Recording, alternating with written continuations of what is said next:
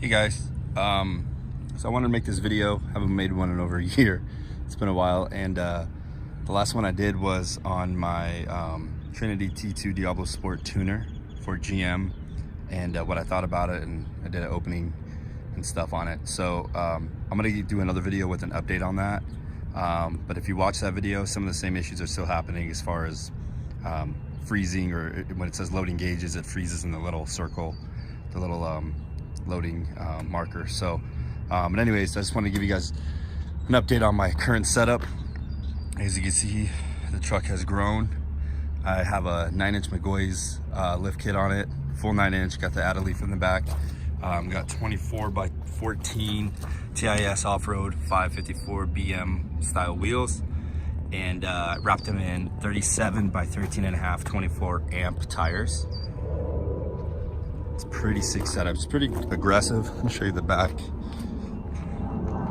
I had to get 1.75 inch spacers for the back, which I think might be a 1/4 inch too wide. I'm not sure.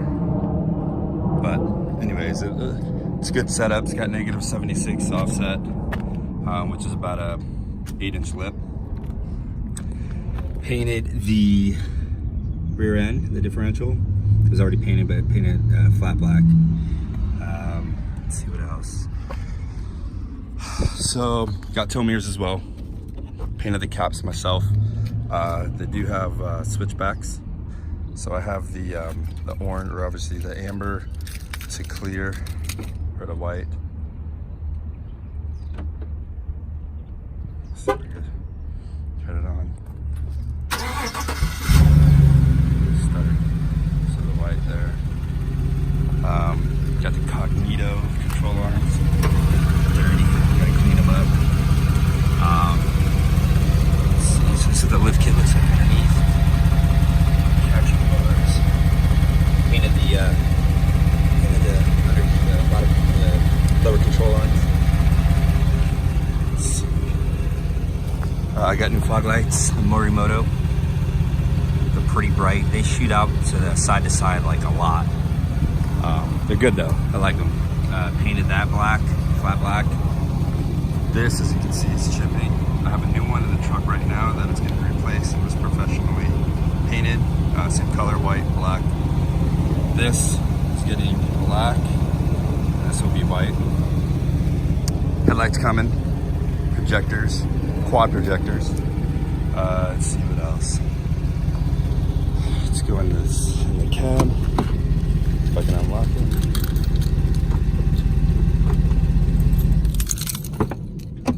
So I put in some subs and an amp. I got this box, and I got 210 sundown audios. So that's right there.